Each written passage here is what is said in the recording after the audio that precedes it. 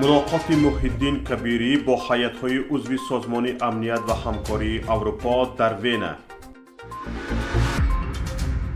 واخوری امامعلی رحمان با شوکت میرزیویف. باز 80 کیلومتری دیگری مرز تاجیکستان با قرقیزستان معین و علامتگذاری شده است. هشدار وزارت کارهای داخلی به استفاده برندگان کارت‌های بانکی.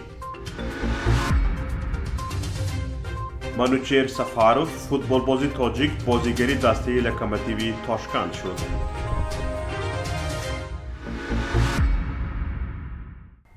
محی‌الدین کبیری رهبری پیمان ملی تاجیکستان سنه 20 ایون در حاشیه کنفرانس دفتری انستیتوت‌های دموکراسی و حقوق بشر که در وین برگزار شد با تعدادی از هیئت‌های عضو سازمان امنیت و همکاری اروپا دیدار و گفتگو داشته است. در این باره محی‌الدین کبیری در صفحه توییتری‌اش خبر داده نوشته است: واضح است که موضوع اوکراین در اولویت قرار دارد، اما خوشحالم تفاهم وجود دارد که نباید آسیای مرکزی و تاجیکستان را فراموش کرد. در شهر چالپاناتای قرقیزستان پرزیدنت تاجیکستان امامعلی رحمان در حاشیه واخوری مشورتی سران دولت‌های آسیای مرکزی دیروز 21 ایول با پرزیدنت ازبکستان شوکت میرزیویف ملاقات دوجانبه انجام داد. طوری که خدمات مطبوعاتی رئیس جمهور خبر می‌دهد در جریان صحبت مسائل روزمره رشد و تحکیمی همکاری دو کشور در همه عرصه‌های منفعت‌های مشترک مورد بررسی قرار گرفتند. گفته می شود به پیشبرد لایحه‌های مشترک همکاری و همگرایی عملی در ساحه‌های تجارت، صنعت، کشاورزی، انرژتیک، نقلیات و لوجستیک توجه مخصوص ظاهر کرده شد. جانب‌ها ضمن ملاقات جهت توسعه رابطه‌های سودآور دو کشور در همه ساحه‌ها و به نفع مردم بهره برداری کردن از تمام امکانیت‌های استفاده نشده آمادگی خود را ابراز داشتند. در دایره سفر کاری به قرقیزستان جهت اشتراک در واخوری مشورتی نوبتی سران دولت‌های آسیای مرکزی نیمه دوم روز 21 ایول پرزیدنت تاجیکستان امامعلی رحمان با پرزیدنت کشور میزبان صادر جاپاروف ملاقات دوجانبه انجام داد. با اطلاع خدمات مطبوعاتی رئیس جمهور تاجیکستان در ملاقات پرزیدنت‌ها به موافقه رسیدند که فعالیت مکانیزم‌های همیاری دوجانبه از جمله کاری کمیسیون بین حکومتی عاید به بررسی مجموعی مسائل‌های همکاری دوجانبه و کمیسیون بین حکومتی عاید به معین کنی و علامتگذاری سرحدی دولتی تاجیکستان قرقیزستان جانماک کرده شود.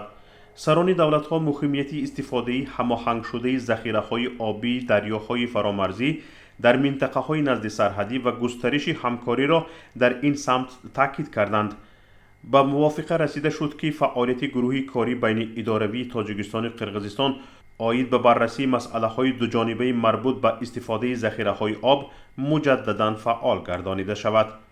گفته شد که باز 80 کیلومتر دیگر مرز تاجیکستان قرقیزستان معین و علامتگذاری شده است. وزارت کارهای داخلی تاجیکستان از شهروندانی که از کارت‌های بانکی استفاده می‌برند دعوت کرد که از قلابان احتیاط شوند. طوری از پیام وزارت کارهای داخلی برمی‌آید این به صاحبان کارت‌های پلاستیکی بانک شهر دوشنبه دخل دارد.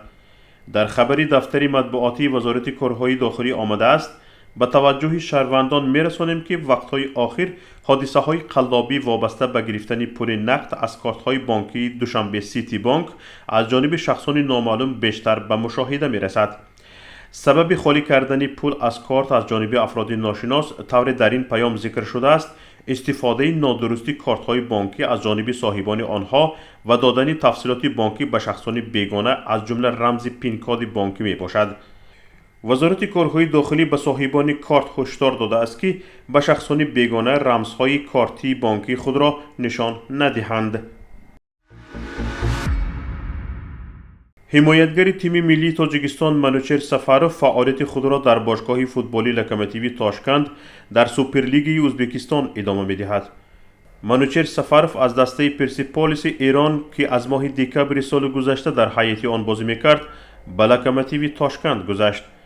طوری در پایگاه مرکزی مطبوعاتی فدراسیون فوتبال تاجیکستان ذکر شده است سفاروف قبلا در دسته‌های برقچی، خوجند، لوکوموتیو پامیر و استقلال بازی کرده است.